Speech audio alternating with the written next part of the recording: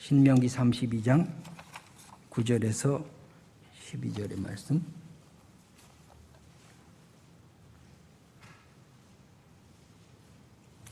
우리 한 목소리로 받들어 하나님의 말씀 봉독합니다. 여호와의 분깃은 자기 백성이라. 야곱은 그가 택하신 기업이로다. 여호와께서 그를 황무지에서 짐승이 부르짖는 광야에서 만나시고 호위하시고 보호하시며 자기의 눈동자같이 지키셨도다. 마치 독수리가 자기의 보금자리를 어지럽히며 자기의 새끼에 너풀거리며 그의 날개를 펴서 새끼를 받으며 그의 날개 위에 그것을 엎는 것 같이 여호와께서 홀로 그를 인도하셨고 그와 함께한 다른 신이 없었도다. 아멘. 사람은 다 보는 것 같아도 자기 관심거리만 봅니다. 사람은 다 듣는 것 같아도 자기 관심 있는 것만 귀에 들리는 것입니다. 그래서 같은 길을 매일 출근하고 매일 걸어 다니는데 어떤 때는 이게 이런 것도 있었네 이렇게 새롭게 발견하는 것들이 있습니다. 음악을 전공한 총각하고 식품 영양학을 전공한 아가씨하고 연애 중이었습니다. 두 사람이 생일을 당해서 모처럼 레스토랑에 가서 식사를 하기로 했습니다. 스피커에서는 잔잔한 음악 소리가 들렸어요. 스테이크가 나왔습니다. 스테이크를 자르려는 순간에 음악이 바뀌었어요. 근데 총각이 자기가 음악을 전공했는데도 바뀐 곡을 몰라요. 그래서 이 곡이 무슨 곡이지? 그랬더니 식품 영양하는 아가씨가 이 곡이 돼지고기예요. 그랬어요.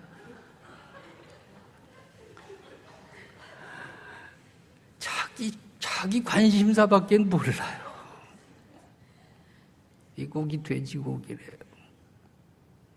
사람은요 얼마나 이기적인지 몰라요.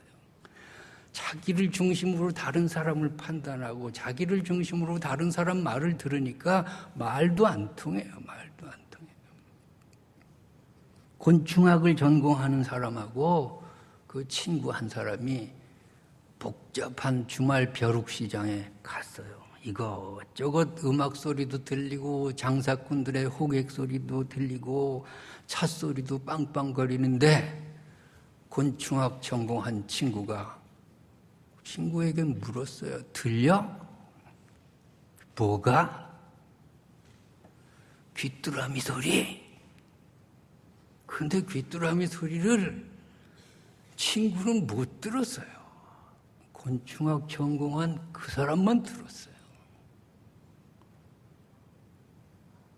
사람은요, 관심이 있으면요, 안 들릴 소리도 들리는 거예요. 아이를 키우면요, 애엄마들은요, 갓난아기가 배고파서 우는지, 응가를 해서 우는지, 속이 불편해서 우는지 금방 알아차려요. 근데 다른 사람은 몰라요. 관심은 사랑이에요. 사랑이에요. 나는 요새 기독교 사상이라는 잡지에 매달 글을 씁니다. 잡지가 매달 와요. 잡지를 받아서 어디부터 필까요? 내 글 어디 실렸나 펴가지고 그것만 읽어요. 한 번 읽고 두 번 읽고 누가 썼나 참 잘 썼네 그러면서 세 번 읽고 네 번 읽고 다른 사람 글은 보지도 않아요. 관심도 없어요. 읽기도 싫어요. 내 글만 제일 잘 쓴 것 같아요. 여러분도 한번 읽어보세요. 왜 그래요? 왜? 내 작품이니까. 내 작품이니까 거기에 관심이 가는 거예요. 여러분, 누구의 작품이에요, 여러분이? 하나님의 작품이에요. 한번 따라합시다. 나는 하나님의 작품이다. 여러분, 자부심을 가지고 사시기 바랍니다. 오늘 성경은 그 말씀을 하시는 거예요. 나는 하나님의 작품이라는 자부심을 가지고 살면요, 어깨가 펴질 수 있어요. 눈이 초롱초롱해질 수 있다고요. 아무리 절망스러운 일이 닥쳐도 뚫고 나갈 수 있어요. 왜? 하나님의 작품은 절망이 없잖아요. 하나님의 사랑과 관심이 나한테 집중되어 있잖아요. 하나님이 나만 쳐다보고 계시잖아요. 믿으시기 바랍니다. 여러분 옆 사람이 보통 사람인 줄 아세요. 하나님이 만드신 걸작품이라고요. 옆 사람 한번 보세요. 얼마나 잘생겼나. 눈도 2개, 코도 1개, 얼마나 잘생겼나. 사람한테 한번 얘기해 보세요. 당신은 하나님의 걸작품입니다. 해보세요.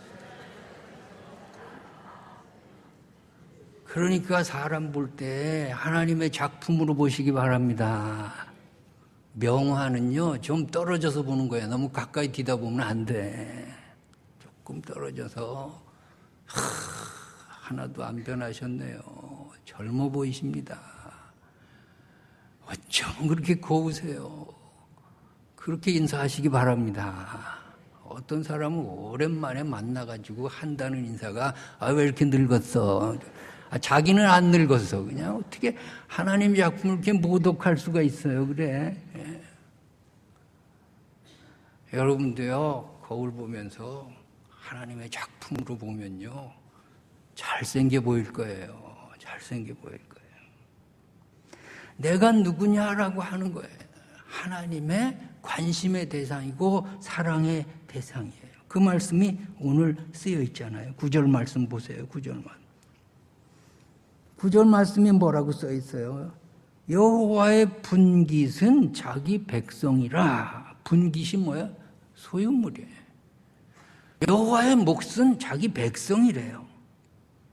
야곱은 그가 택하신 기업이로다. 하나님의 목, 하나님의 소유, 하나님의 재산. 그것이 바로 저와 여러분이라고 기록하고 있어요. 10절에 뭐라 그랬어요? 여호와께서 그 백성들을 황무지에서 짐승이 부르짖는 광야에서 만나신다 그랬어요. 세상은 황무지와 같아요. 세상은 짐승들이 우글거려요. 세상은 여러분을 잡아먹겠다는 사람밖에 없어요. 그곳에서 만나신다는 거예요. 여호와께서 만나신다는 거예요. 여호와께서 우리를 만나신다는 거예요. 오늘 여러분 하나님을 만나시기 바랍니다. 이 자리에서 예배 시간에 하나님을 만나는 시간 되시기 바랍니다. 우리의 환경은 계속 세상의 황무지와 같아요. 우리의 환경은 광야예요. 우리의 환경은 피곤해요. 우리의 환경은 원수들밖에 없어요. 우리의 환경은 나를 계속 괴롭히지만 하나님을 거기서 만나시기 바랍니다. 하나님이 만나신다고 하잖아요. 우리가 눈만 뜨면 하나님이 보이고 우리가 귀만 열면 하나님의 음성이 들릴 줄로 믿습니다. 우리가 기도만 하면 하나님이 응답해 주실 줄로 믿습니다. 여호와께서 만나신다고 했어요. 여호와께서 그 다음에 호위하신다고 했어요. 우리를 호위하신대요. 여호와께서 보호하신다 그랬어요. 환경이 아무리 광야 같아도 하나님의 보호를 받는 자들이 바로 우리임을 믿으시기 바랍니다. 그 다음에 뭐라 그러셨어요? 자기 눈동자같이 시키셨다. 눈동자같이 시키셨다. 여러분, 사람이 제일 보호하고 싶은 게 뭐예요? 눈동자예요. 눈은요, 어떤 물체가 다가오면 내 의지와 관계없이 감겨요. 보호 본능이 있어요. 가장 최후의 보호하고 싶은 게 눈이에요. 눈동자같이 보호하셨다. 이 말씀에 여러분 위로를 받으시기 바랍니다. 우리를 눈동자와 같이 여기시고 12절에 계속 여호와께서 인도하셨고 함께 하셨다는 그런 말씀이 있어요. 왜 그래요? 우리가 하나님의 작품이기 때문에 그래요. 우리가 하나님의 아들과 딸이기 때문에 그래요. 하나님이 광야 같은 세상에서 황무지와 같은 세상에서 여러분을 만나주시고 호위하시고 보호하시고 지키시고 인도하시고 함께하심을 믿으면서 나가시기 바랍니다. 이 든든함을 가지고 하나님의 사랑을 듬뿍 받으면서 세상에 나갈 때 여러분에게 두려움이 더 이상 없는 거예요. 자신감으로 어떤 환경도 만나고 승리하시기 바랍니다. 자, 그런데 11절에 보면 독수리처럼 우리를 대하신다 그랬어요. 자기의 보금자리를 어지럽게 하며, 보금자리를 어지럽게 한다는 게 뭐예요? 새끼를 막 흩어서 보금자리에서 내몬다는 거예요. 자기의 새끼 위에 너풀거리며, 새끼가 떨어질 때 받는다는 거예요. 날개를 펴서 새끼를 받고 그것을 다시 엎는다. 자, 이것은요, 고난을 의미해요. 하나님이 주시는 연단을 의미해요. 하나님이 주시는 훈련 과정을 의미해요. 이것도 하나님의 사랑 속에 있다라고 하는 것을 오늘 본문이 우리에게 가르쳐주고 계신 것입니다. 하나님이 만드시고자 하는 나는 뭔가 온실 속의 화초처럼 그냥 사랑만 받고 귀염만 받고 이쁜 것만 그냥 주고 내가 원하는 거 다 들어주는 그런 응석바지의 나, 그것을 하나님이 원하는 것이 아니에요. 하나님이 원하는 것은 그저 참새 그것이 아니에요. 하나님이 원하는 나의 모습은 독수리와 같은 거예요. 독수리와 같은 존재로 너를 키우고 성장시키고 그리고 만들겠다고 하는 것이 하나님의 의지인 것입니다. 독수리는 높이 올라가는 새예요. 독수리는 상공 5,000m까지 올라갑니다. 독수리는 시력이 5.0이에요. 1km 밖에서도 신문의 글씨를 다 읽을 수가 있어요. 그걸로 먹이를 포획하고 새 중에 왕으로 살아가는 것입니다. 하나님은 우리를 독수리와 같은 존재로 만들겠다는 거예요. 높이 높이 올라가는 존재로 만들겠다는 거예요. 높이 올라가면 멀리 볼 수 있어요. 높이 올라가면 내 인생이 흔히 보이는 거예요. 내가 온 길이 보이고요. 내가 가야 될 길이 보이고요. 높이 올라가면 내가 현재 어디 있는가 하는 것이 흔히 보여요. 여러분, 왜 답답하죠? 보이지 않아서 답답해요. 왜 가슴이 막막하죠? 미래가 보장이 안 돼서 그래요. 어디로 가야 될 건지 2016년 어떻게 될 건지 몰라서 그래요. 땅에만 있으면 우리는 불안하고 답답함이 계속될 거예요. 근심, 염려가 쌓일 거예요. 우리는 땅에서 발만 붙이고 살면 경쟁의식과 열등감 속에 빠질 거예요. 미래적인 불안, 그 속에서 우리가 싸우고 욕심부리고 다투고 또 좀 잘 되면 교만하고 안 되면 좌절하고 이런 일이 반복될 거예요. 여러분, 높이 올라가시기 바랍니다. 하나님의 훈련을 통해 높이 오르는 독수리가 되시기 바랍니다. 높이 올라가서 나를 관주하는 거예요. 내가 지금 어디에 있나? 또 하나님이 보여주시는 내 비전은 무엇인가를 바라보면요, 그렇게 불안하지 않아요. 없어도 주눅들지 않는 거예요. 새로운 영적인 시각으로 나를 볼 때 내가 그렇게 형편없는 존재가 아니고 하나님의 아들과 딸임을 자각하게 될 거예요. 생각하기 나름이에요. 여러분, 무엇 때문에 열등감에 빠져요? 무엇이 없다고 속상하나요? 남이 나를 어떻게 볼까 그렇게 전전긍긍하고 있습니까? 하나님의 시각으로 높이 올라가서 하나님이 주시는 생각으로 나를 새롭게 조명해 보시기 바랍니다. 어떤 사람이 가짜 진주 목걸이를 하고 친구들을 만났어요. 친구 중에 보석 전문가가 있어요. 너 그거 가짜구나. 그 소리에 주눅들지 않으려면 어떻게 해야 돼요? 집에 진짜가 있으면요, 주눅들지 않아요. 집에 진짜가 있는데 뭐 내가 가짜 차고 온들 그것 때문에 상처받겠어요. 또 물질에 대한 가치관이 다르면 상처받지 않아요. 뭐 가짜 매면 어떠냐? 진짜 맨다고 사람 인격이 달라지냐? 당당히 할 수 있어요.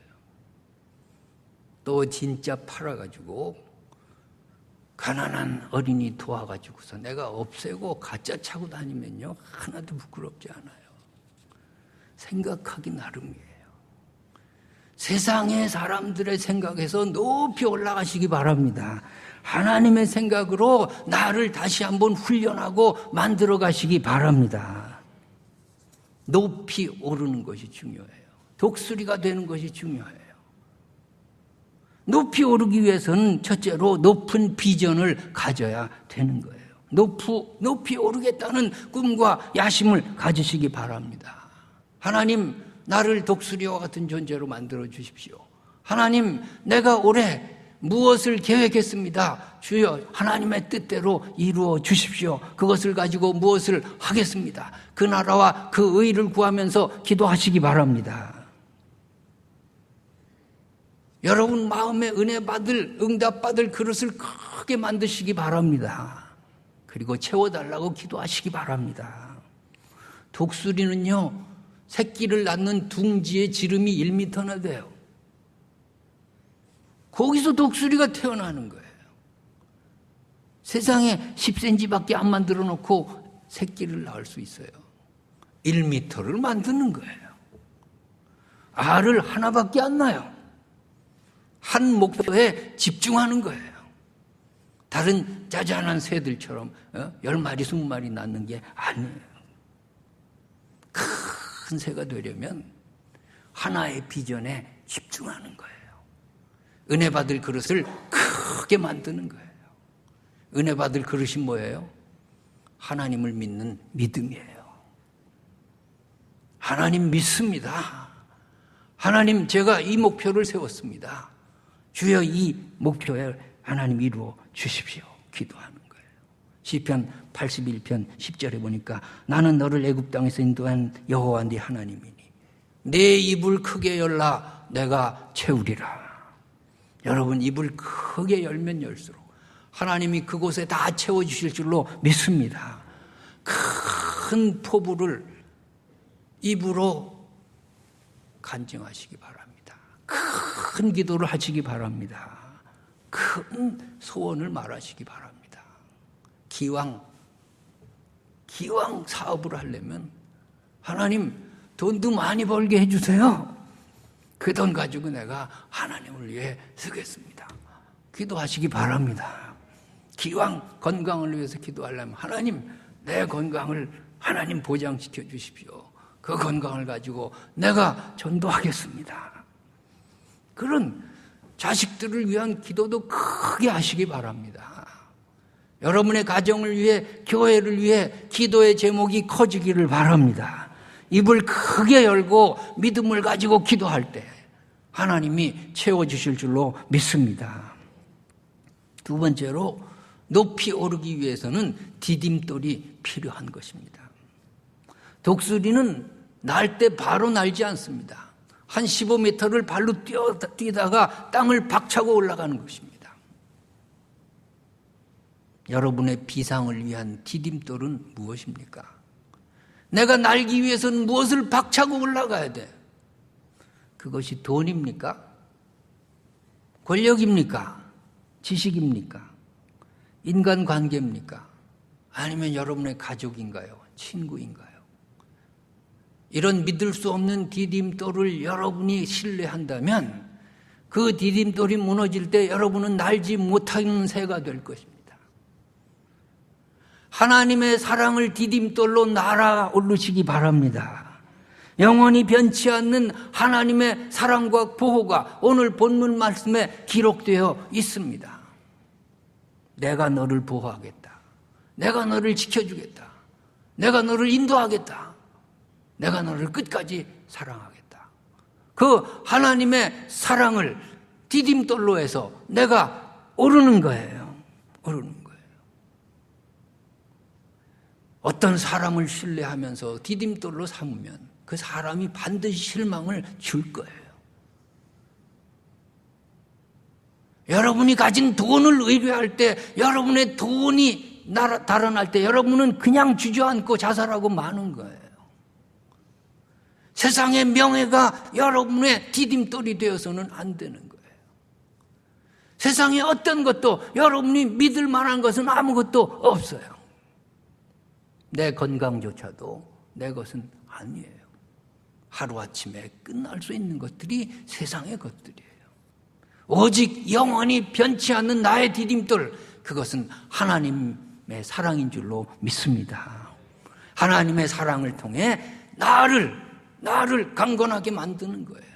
하나님의 사랑을 통해, 하나님이 나를 사랑하셨다는 그 사랑을 통해 내가 나를 계속 하나님의 자녀로 확인하면서 날아오르시기 바랍니다. 하루하루 매일 시작하면서 하나님 나를 사랑하신다, 하나님 나를 보호하신다, 오늘도 하나님이 나와 함께 하신다, 그 말씀을 통해서 날아오르시기 바랍니다. 그래요.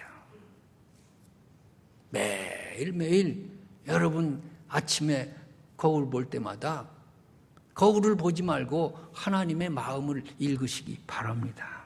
하나님을 거울 삼아서 여러분을 바라보시기 바랍니다. 그냥 여러분 화장대 앞에 거울은 그냥 작품 감상만 하세요. 너무 가까이 뛰다보지 말고, 검버섯 생겼네, 흰머리 늘었네, 왜 이렇게 점이 커졌어, 그러지 말고 그냥 자꾸 뜯어 고치려고 그래. 뜯어 고쳐봐야 뭐 그 얼굴이지. 고칠 돈이 있으면 헌금이나 하세요. 아무 소용. 그냥 하나님의 사랑 안에서 나를 봐야 지금 있는 상태로 그냥 아름다워 보일 줄로 믿습니다. 생긴 대로 사는 것도 신앙이에요. 아멘도 안 하네. 거울은 작품 감상용으로 보는 거예요. 그리고 거울한테 쓸데없는 질문하지 마라. 거울아, 거울아, 이 세상에서 누가 제일 이쁘냐? 그러니까 맨날 스트레스 받죠. 거울이 여러분 이쁘다 그러나요? 백설공주가 있는데. 맨날 스트레스 받아요, 맨날. 그 질문은 하나님께 하시기 바랍니다. 하나님, 이 세상에서 누가 제일 이뻐요? 하나님이요, 내 눈엔 네가 제일 이쁘다 그럴 거예요. 왜? 하나님은 내 아버지신데 자식이 제일 이쁘잖아요. 누가 자식 뭐라 그러면 신경질 나잖아요. 하나님이요, 하나님 아버지의 눈으로 나를 바라보시는, 나를 가장 이뻐하시는 하나님, 그 하나님의 마음으로 나를 바라보시기 바랍니다. 내가 대전신학대학 총장할 때 서울에 무슨 일이 있어가지고서 일을 늦게 마치고서는 이제 저녁에 그때 야간 우등 버스가 있었어요. 그 버스 타고 내려가는데 미등 다 불 꺼지고 미등만 켜있고 잠 좀 자려고 눈 감고 있는데 내 뒤에 갓난애기 가진 그 애 엄마가 그냥 애를 이뻐 못 살아 그냥 오르륵 깎고 그냥 막 쪽쪽쪽쪽 빨고 시끄러워서 잠을 잘 수가 없어요. 그래가지고선 애가 얼마나 이쁘게 생겼나 하고서 내가 바로 봤더니요, 딸인데요, 떡두꺼비 같이 생겨가지고 참 안 생겼더라고. 안 생겨서 이 못생긴 게 아니라 막 안 생겼어 그냥. 그래도 지 새끼라고 이뻐하는데 내가 은혜를 받았어요. 여러분, 하나님 앞에 뭐 잘난 거 있어요? 그래도 하나님 이뻐하시잖아요. 뭐 이쁜 짓 했어요, 여러분이? 그냥 두들겨 맞을 짓만 해도 그냥 이뻐하시잖아요. 그게 하나님의 마음이에요. 오늘도 집 나간 탕자지만 다시 사랑으로 맞아주시고, 주님을 부인한 베드로지만 다시 손잡아서 새로운 사명을 주시는 하나님의 마음을 거울 삼아서 여러분 다시 한번 용기를 얻으시기 바랍니다. 여러분이 다시 한번 날아오르시기 바랍니다. 하나님 다시 시작하겠습니다. 기도하시기 바랍니다. 하나님 나에게 힘을 주십시오. 그렇게 여러분 하나님의 능력으로 성공하시기 바랍니다. 그렇습니다. 세 번째로 높이 오르기 위해서는 하나님이 주시는 연단과 훈련을 거쳐야 되는 것입니다. 독수리는 둥지를 높은 절벽에 짓습니다. 그리고 새끼가 웬만큼 크고 날개짓을 하면은 둥지 밑으로 새끼를 떨어뜨리는 거예요. 새끼가 바둥거리면 죽겠다고 막 우성치고 거의 떨어질 무렵에 다시 받아서 날개로 받아서 다시 올려서 다시 둥지 위로 놓았다가 다시 밀치는 거예요. 그러기를 수없이 반복하면서 새끼는 최고의 새 독수리가 되는 거예요. 이것이 11절의 내용이에요. 마치 독수리가 자기의 보금자리를 어지럽게 하며 자기의 새끼 위에 너풀거리며 그의 날개를 펴서 새끼를 받으며 그 날개 위에 그것을 엎는 것 같이 하나님이 우리를 훈련시키신다고 하는 거예요. 강도 높은 훈련과 시련과 고난이 온다 할지라도 하나님의 사람으로 하나님의 사랑을 믿으며 여러분이 성장하시기 바랍니다. 우리에게 닥친 고난은 절대로 우리를 넘어뜨리고 좌절시키고 죽이려고 하는 것이 아닙니다. 여러분, 강도 높은 훈련으로 독수리가 된 성경의 인물들을 읽잖아요. 요셉이 왜 총리가 되나요? 독수리와 같이 훈련받아서. 그는 총리가 되는 거예요. 다윗이 왜 최고의 왕이 되나요? 그 숱한 고난과 질곡 속에서 끝까지 하나님의 사랑을 믿으면서 그는 독수리와 같은 왕이 되는 거예요. 야곱 그 모진 고난 속에서 일평생 단련받다가 믿음의 조상 야곱이 되는 거예요. 사도 바울 왜 최고의 사도가 되었나요? 그는 수없이 죽을 뻔하고 수없는 연단 속에서 최고의 사도로 성장했습니다. 고난과 역경과 슬픔의 높은 파도가 올 때 고난의 파도에 휩싸여서 죽지 말고 고난의 파도를 타고 높이 비상하시기 바랍니다. 파도 타기 하는 선수들, 그들은 파도를 두려워하지 않아요. 파도 타기 하는 선수들은요, 높은 파도를 오히려 환영하는 거예요. 왜? 내가 그 파도를 통해 더 높이 날 수 있다는 자신감이 있기 때문이에요. 고난의 파도가 높아질수록 여러분은 더 강인한 독수리가 되시기 바랍니다. 욥기 23장 10절 나의 가는 길을 오직 그가 아시나니 그가 나를 단련하시면 내가 정금같이 나오리라 말씀하셨습니다. 로마서 5장 3절 4절에 우리가 환난 중에도 즐거워하나니 이는 환난은 인내를 인내는 연단을 연단은 소망을 이루는 줄 알미라고 말씀하십니다. 환난으로 인내를 배우시기 바랍니다. 인내로 연단하는 법을 배우시기 바랍니다. 그를 통해 소망의 사람이 되시기 바랍니다. 더 높이 올라가고 더 멀리 보고 더 크게 생각하고 독수리와 같은 하나님의 자녀들로 2016년을 살아가시기를 주님의 이름으로 축원합니다. 기도하겠습니다. 여러분, 고난이 있습니까? 환난이 있습니까?